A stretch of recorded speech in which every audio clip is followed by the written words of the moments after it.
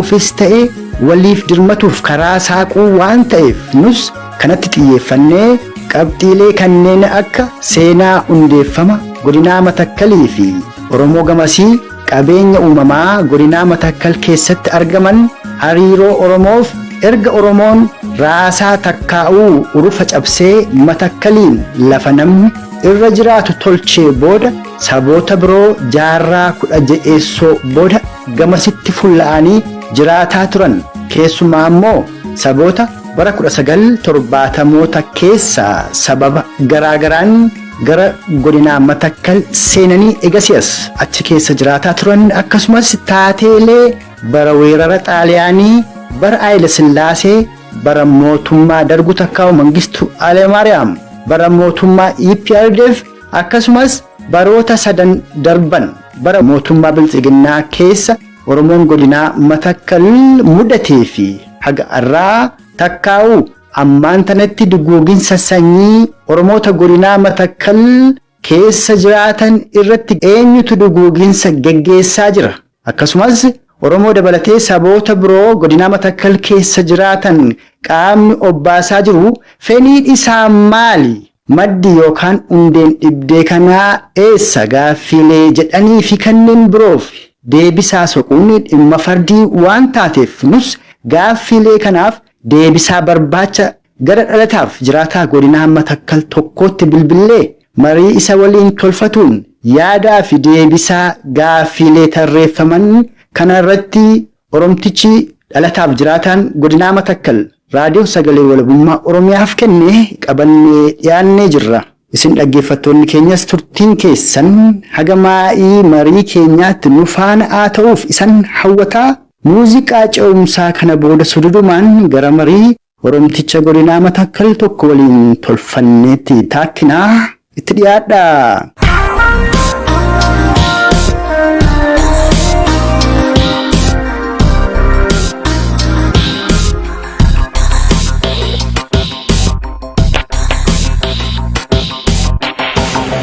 Oromticha godinaa Matakkal dhalataaf jiraataa achi ta'uu keen dhaga'ee rakkoon Oromoota Matakkal mudataa jiru kan ammaa akkaan jabaate malee baroota lakkoofsiseeraaqa dhimma sana irratti si mariisisee haala Oromoonni Matakkal keessa jiran Oromoon Oromiyaa keessa jiruu fi addunyaa kanarra jirulleen rakkoo sana beekee akka Oromootti Oromoon akka walii dirmatuuf irra guddaa immoo dudduubeedhuma ka'umsa rakkoo kanaa fi seenaadhuma godinaa Matakkal Oromoota Matakkal kana Oromoon akka beekuuf kanaan dura yeroo garaagaraatti Oromoota dubbisaa turre akkas gadi fageenyaan egaa seenicha irratti hojjetamaa hin turre egaa rakkoon Oromoo Matakkal irra bubbuluun akkuma nama jalqaba kaasee turtuudha haa ta'uti osoo gara sanatti hin deemne gabaabsitee seenaadhuma godinaa Matakkal Oromoota achi jiraatanii kana gabaabsitee yoo kaafte seensa marii keenyaaf akka nu tolutti.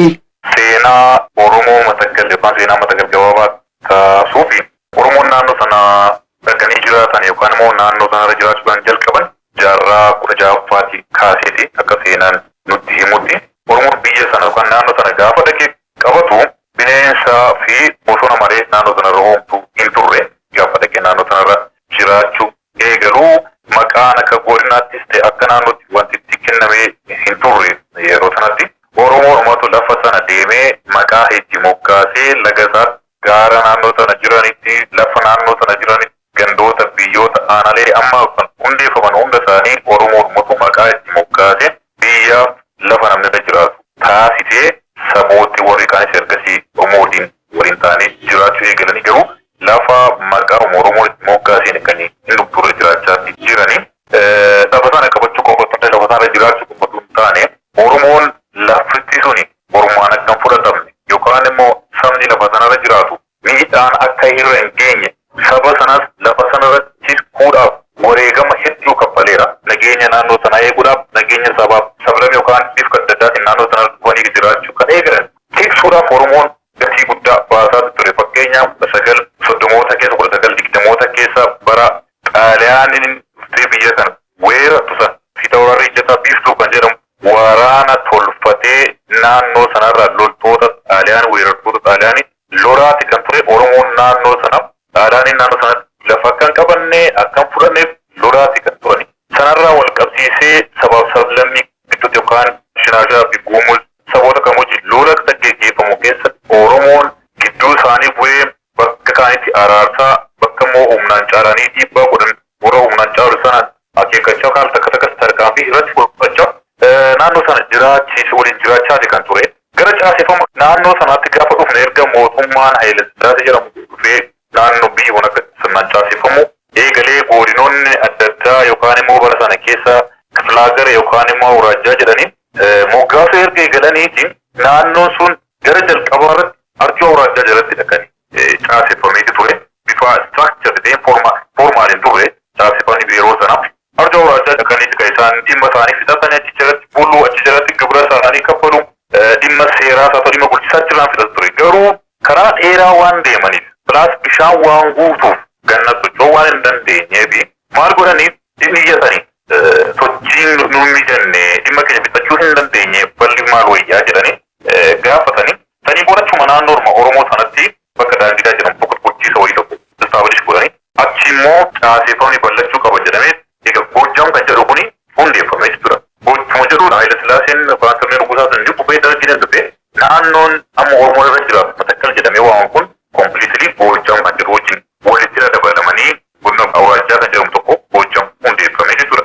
Achi jalattidha buluu eegalanii wantoota barbaachisaa ta'uu isaa jalatti bitachuu eegalan kun itti dhufee naannoo 1991 yookaan immoo akka lakkoofsa biyya kanaa 83 bara tiraanzishinii EPRDF biyya seenu sana keessatti gaaffileen adda addaa turanii Oromoon Oromiyaa jalatti akka buluuf caaseffamni haaraa gaafa dhufu Kifilaagarii yookaan Awuraajjaa wanti jedhamu sun hafee sirna federaalizimii kana keessatti namoonni naannootiin akka bulan yookaan saba sablammoon naannootti akka bulan gaafa murteeffamuun Oromoon an Oromiyaa jalatti kan bulaa kan jedhu gaaffii kaase gareen kaanis Amaara jalatti bulaa kan jedhan ni turanii. Garuu isaan wajjin wal qabatee uumamaan TPLF naannoo sana waan barbaaduuf tokkoffaa suuraanii waan daangessu lafti qonnaa bal'inaa waan jiru risoorsiin adda addaa naannoo sana waan jiruuf addatti baafachuu waan barbaadeen godina tokkochitti godheetu naannoo Beenishaangul jala galti. Gaaffiin ituma jiru jechuudha nama baay'eetti dhume gaaffii sanaa wal qabate. Sun deebituun argatiin itti fufee sana qofaatu hin taane Oromoon lafa sanatti maqaa moggaasee abbaa biyyaa ta'ee nageenya naannoo sanaa eegee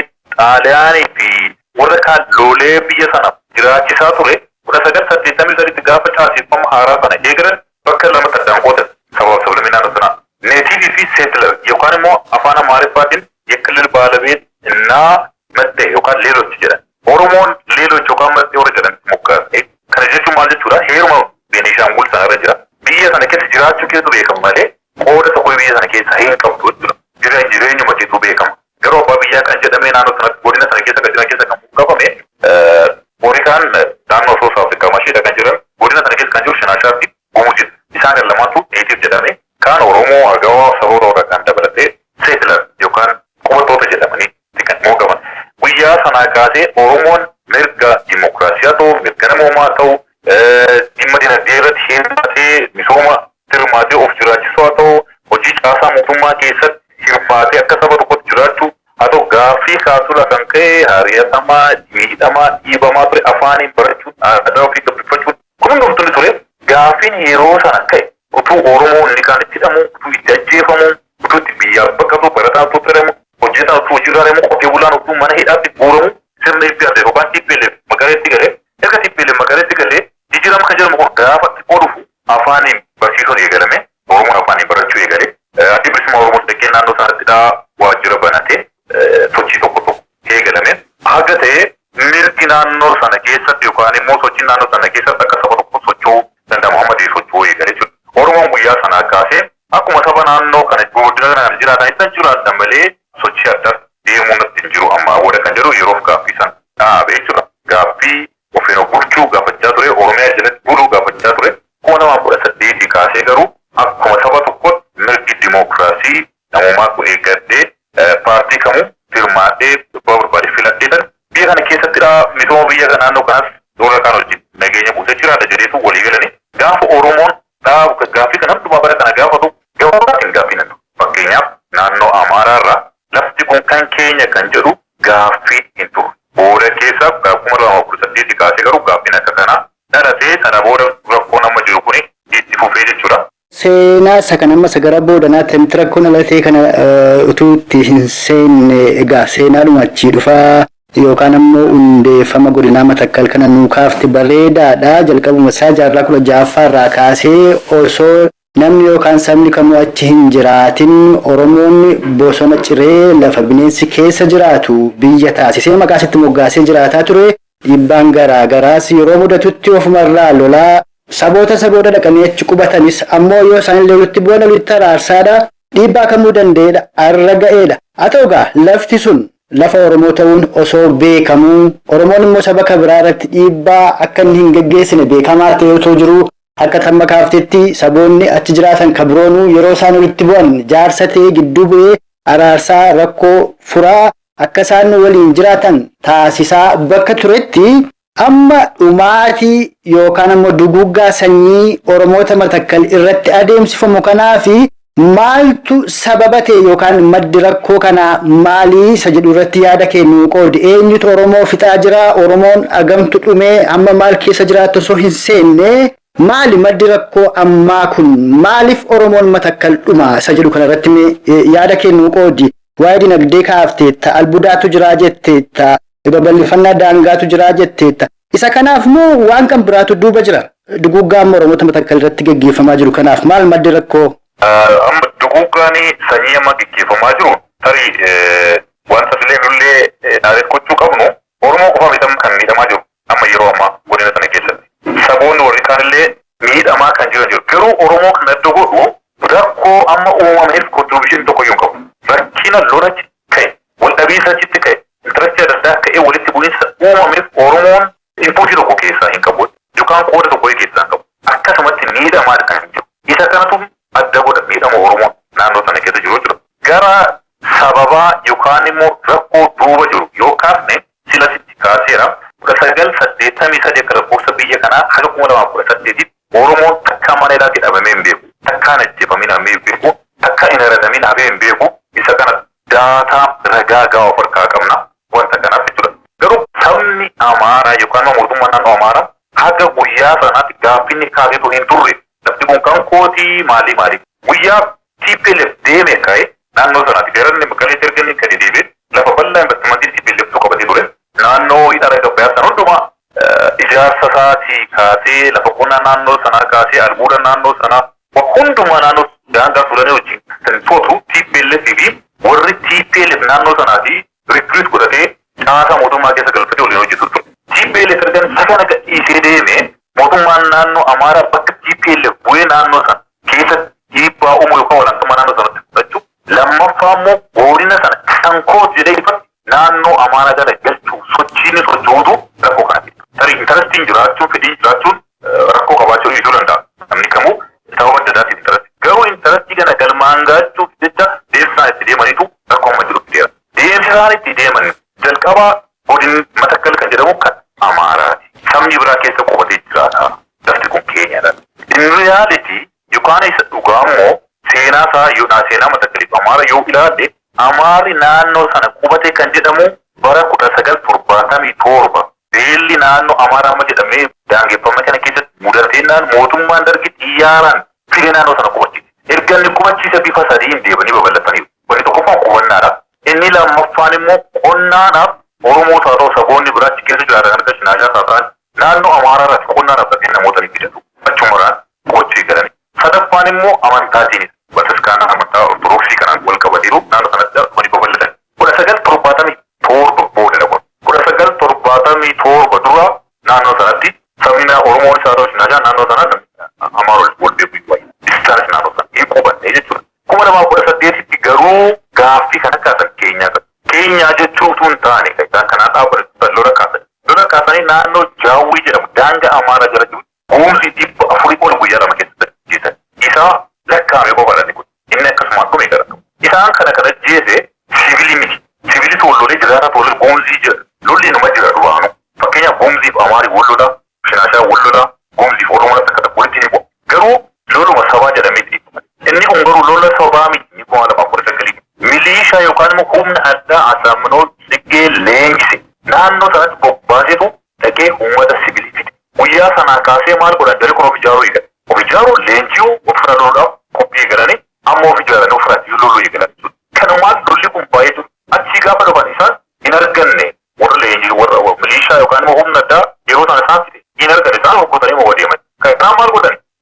sana kan jiraatu diimaa jedhanii kan waaman gurraacha kan hin ta'in jechuudha. Amaara, Oromoo, Shinaashaa, Agawa warra kaan walumatti ajjeesudha. Abidda mootummaan naannoo Amaaraa karaa caasaa nageenyaa isaatti qabsiise fedhii lafa sana dhuunfachuudhaan kan ta'e jechuudha. Kanaan sun babal'ataa siviiliinis itti makamaa lubbuu wal ajjeesuu eegale. Achumarraan dubbiin babal'ataa ta'e. Achumarraan gara siyaasaatti ce'ee jiru. Saniin booda mootummaan naannoo Amaaraa fi mootummaan naannoo Beenishaangul harka lafa jalaatiin inni kaan siviilii dhachiisaa, inni kaan caasaa nageenyaatti fayyadama. Lafti naannoo sana akka hin tasgabboofneef hunduu fuuldura hojjechuu. Dhiyeenyuma kana maal jedhee dammaqeen Deputy Prime Minister kan biyya kana deemeetu biyya sana uummanni kun lola irratti gaggeeffamaa jiru kana akka ofirraa ittisu ni hidhachiifna. Kana jechuun ammallee Amaara ni hidhachiisna waan ta'eef lolaaf of qopheessaa jechuudha. Mootummaan naannoo Beenishaangul sanaaf deebii kenna. Asitti uummata hidhachiistee namni akka wal lolu sabni sana akka wal bitu gochaa jirta waan ta'eef kun rakkoo uumamalee furmaatan ta'u kan jiru isaanis immoo deebiitti kenna. Sana qofa miti. Eegada torban darbee kana naannoo Amaaraa Shaagini yookaan Raanchi bakka jedhamu deebii Deputy Prime Minister. Achi deemee maal jedhe warra buqqaanii naannoo Amaaraa keessa jiran Matakkal irraa buqqaanii naannoo Amaaraa dhufan isiniin leenjisnee milishaa sin goone meeshaa isinitti hin hidhu achitti sin deebisnaa argite.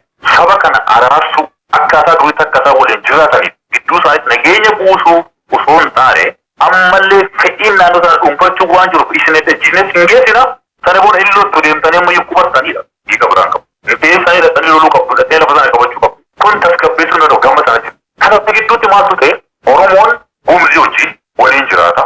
Yeroo dheeraa bara dheeraa waggaa dheeraa waliin jiraateera wal beekaa. Naannoo wal beekanitti Oromoon akka kanatti keessaa hin qabne waan beekaniif Oromoo hin bu'an ture warri Gumzii. Lafa hin beekamne jira keessaan Oromoo rukutan. Isaan kun maal godhama akkamitti Gumziin adda baasee Oromoo rukutina. Amaara rukutee maaliif Oromooti? Ammaan dura Kamaashitti Oromoon Gumzii rukutee Oromoo Gumzii warra rukutee jedhaniitu miidiyaa kanarrattidha lafa dhiphisaa ture. Amma immoo gama sanatti Oromoon nuti dhimma kana keessa hin qabnu jedhee jaarsolii isaaniitiin waliin haasa'ee dhimma isaa karaa nagaa fixatee nutti hin bu'inaa jedheetu hojii isaa hojjeta. Isaan hidhatu hin buqqeessinaa ni lollaa lafa kun kan keenya jedhanii abin mootummaa naannoo Amaaraa keessumaa Abbara Addaamuu kan jedhamu amma itti gaafatamaa caasaa nageenyaa isaanii kan ta'e bakka Asamonoota keessa bu'ee kan jiru caasa abin aktivistoonni isaanii hundumtuu lafti kun keenya ni deebbata. Ijaarsa biyya Itoophiyaa jedhamtu bifa haaraatiin deebisee Matakkal kan kana jechuun naannoo sun ammayyuu lolaaf banaadha. Naannoo sun ammayyuu carraan inni lolli itti dhaabbanni bal'aadha. Isa kana fokkoo beesaa kumsa birraa rukkutaa inni kaanis akkasuma. Oromoon kana gidduutti kan miidhaman. Kana gidduutti kan hin ajjeefaman. Amma afaan gaafa dhabu Oromoon rukkata caasa. Milishaan Amaaraan dhagaa Makalakayaan gaafa dhabu Oromoo. Achii warri Gumzii immoo gaafa dhufan warra Amaaraa isaa rukkute gaafa dhaban diimaa jedhee Oromoo rukkute. Fakkeenyaaf yeroo tokko nama 45 kan isaan ajjeesu torban dhabe. Kana gidduutti Oromoon ajjeefaman. Miidhaan lolli kan inni baay'atee dhaabbachuudhaaf jedhe ammallee dhaabbachuu kan hin dandeenye fedhii lafaadha lola sabaa miti. Uummanni keenya beekuu kan qabu sabni Oromoo beekuu kan qabu biyyi Itoophiyaa jedhamtu beekuu kan qabu lolli Matakkal lola sabaa miti. Sabaaf sabni ammaan dura wal lolaa tureera. Yeroon itti wal loliin jiraate jiru. Garuu araaraan ni jira. Walitti bu'ee ni dhiisa. Yookaan lolatti siqee jira. Amma garuu fedhii lafa sana dhuunfachuu fedhii lafa sana irratti abbummaa ofii mirkaneeffachuu carraa lafti sun fuulduratti kennuuf marii dhala gabbayaa sana hojii wal qabate lafa bal'aa qonnaa naannoo sana jiru wajjin wal qabate daangaa fudhanii bal'aan ni daangessu sana wajjin wal qabate lafa sana dhuunfachuuf jecha lola banamedha. Kanaaf dhaabbachuu hin danda'u. Oromoo kana keessatti kan ajjeefamaa jiru. Kanaaf akkiin itti miidhamaa jiru akkiin itti dararamaa jiru kana fakkaata. Ergamma lolli inni boodanaa kun eegale as yookaan immoo bara 2018 as keessumaa baatilee 2-3 darban keessaa Oromoonni hedduun godina Matakkal Hana Dibaatii fi kanneen biroo keessatti jumlaan yeroo isaan dhumanidha kan suurri isaaniis argamu viidiyoon tokkos jiru.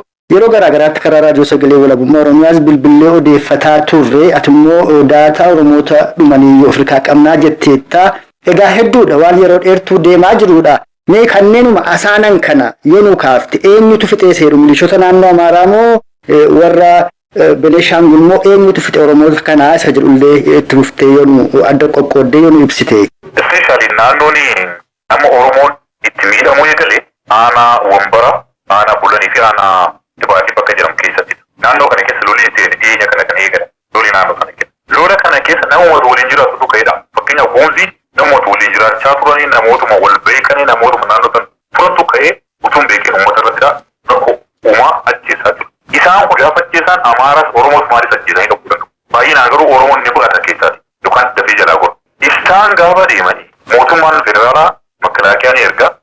naannoo Amaaraatti keessa dhokatee ni gala. Gaafa galan isaan kun maal godhu mana Oromoo qabeenya Oromoon eegsisu. Fakkeenyaaf Oromoo naannoo nama 7 keessan ajjeesan dhimma kana keessa. Mootummaa federaalaa yookaan makalaakaa fi milishaa naannoo Amaaraatiin jechuudha. Mana 70 waliin kan jala gubate. Kaleessa dheengadduma kana qabeenya hedduudha kan samu. Kana kan saamaa jiru makalaakaa duuba godhanii caasaa nageenyaa yookaan immoo caasaa abin naannoo sanatti ijaaree dhiibbaa Oromoo irratti akka godhanii inni qindeessee ergama kenneeftu kana gochaa. Isa kana dhiyeenya kana keessa rakkoo fidaa jiru jechuudha. Naannoo Bakkuji jedhamu, Gaalessa, naannoo Daarattii bakka jedhamu, naannoo Doobbii jedhamu, naannoo Wambara jedhamu. Bakkoota kanatti Dibaatii magaalaa Dibaatii keessatti Oromoo hedduudha kan miidhamaa ajjeefamaa hagammaa jiru. Gama lamaaniinuu humna Oromoon ajjeesan. Fakkeenyaaf naannoo Amaaraa irra makalaakaa ajjeesu. Godina lafaa Gumzi irraa barbaacha dhaqaa Amaaraa bira darba.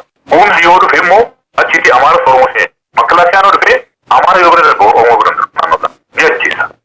Ni buqqisa. Ni hidha. Oromoon naannoo 400 ol amma kan malee taasisan. Ji'a 8 waan akka utuu hin beekin utuu naannoo sana keessa lola sana keessa harka hin qabaatin ji'a 8 oli naannoo 400 oliitu hidhamee magaalaa godinaa keessa ture. Sana keessa komaandi poostii dhagee maalii seera malee hiitan jedhee akka isaan dhiibbaatiin Oromoo naannoo sana dadhabsiisu dhabamsiisu hojjetan waan argeef namoota hedduu gadi. Sana keessa namoota 22 amma kan hin eegamin amma jechitti hambisanii isaan dararaa jiran. Caasaan mootummaa keessa ni jira.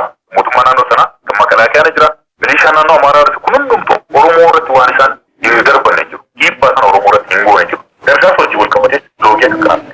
Erguma bara 2018 asii osoodhuma lolli kun bifa kanaan Oromoo Matakkal irratti deemuu hin jalqabin dura dursaniitu Oromoota Matakkal horsiifatee bulaaf qotee bulaa Matakkal irraa meeshaa waraanaa yeroo dheeraaf hiikaa turanii. Kanammoo kan gochaa jiru qaamni federaalaallee keessa jira. Hidhattoonni naannoo Beneeshaangul kan nuti mootummaan naannoo sanaa bobbaases immoo keessa jira jedhu. Isa arramma duguuggaa akkasittiin Oromoo Matakkal irratti geggeessan sanaaf haala mijeeffatuudhaaf waan kana godhan laata Oromoota Matakkal sanarraa yeroo sana meeshaa hiiku. Dabalataan ammoo yeroo mootummoonni naannoodhaa akkasittiin saba isaanii hidhachiisanii bobbaasanii duguuginsa kana geggeessanii Oromoota Matakkal irraa yeroo durfamee meeshaan akkasittiin hiikamu silaa qaamni maqaafan mootummaa naannoo Oromiyaatti jedhu yeroo dhimma kana dubbatu hin argine. Gama biraan mootummaan naannoo Amaaraadhaa akkuma ammayyuu dubbachaa jirtu warruma achirraa buqqa'anii fi ollaa sana jiran iyyuu hidhachiisee itti deebisee saboota Oromoo dabalatee saboota irra kaanii rukuchiisuudhaaf deemaa akka jirudha. Dabalataan ammoo Rist Asmallaash Komitee maal jedhanii biyya ambaa kanattis dinagdee guddaa walitti qabaniitu biyya galchaa jiran Matakkaliinis seeneeraa jedhamame. Kana irrattis mee gaggabaabsiitii waan quba qabdu yaada kennu qoqqoodi. Hidhannoo wajjin wal qabatee Oromoodhaa jalqaba kan isaan ibsan. Waan nama hojjetan lolliitu naannoo Oromoo jiru sana hin gadi. Tokko Oromoo irraa hidhannoo hiikan jalqabu.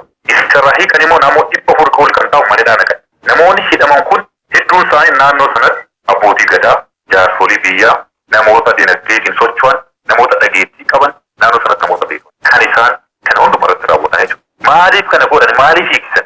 Erga hiikanii booda jara kana hidhuu maaliif jettee gaafa laaftu tarii naannoo kanatti dhiibbaa geggeessuuf gaafa deeman lolla akkuma iddoo kaanitti eegale naannoo kanatti eegalu isaan oolan ta'e Oromoon ofirraa ittisuu danda'a.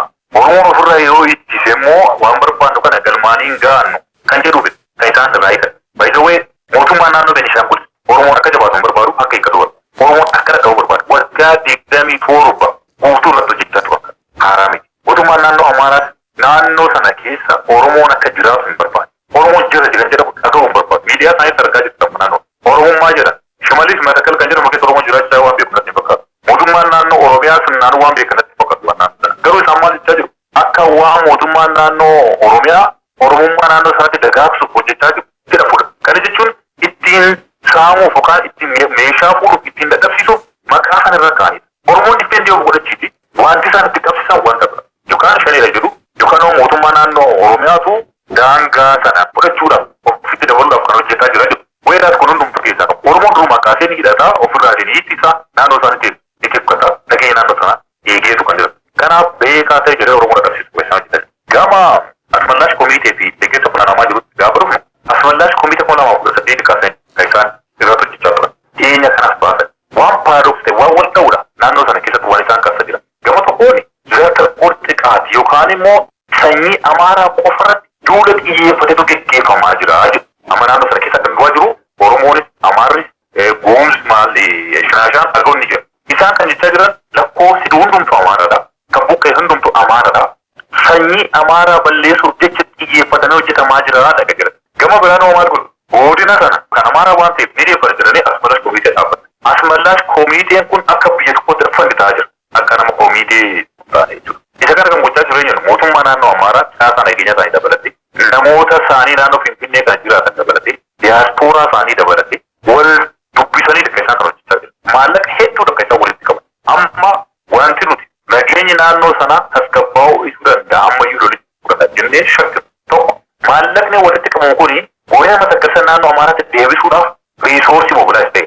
Gaafa warra buqqa'an kana ni deebisnaa jechaa jiru. Warra buqqa'an kana gaafa deebisan maalidha kan isaan yaadan? Humna hidhate, humna leenjii loltummaa qabu. Naannoo Amaaraa keessa jiraatu. Milishaa isaanii ta'uu danda'a, humna addaa isaanii ta'uu danda'a. Kan leenjifame jiru itti makaniitu akka warra buqqa'eetti naannoo sana qubachuu kan barbaadu.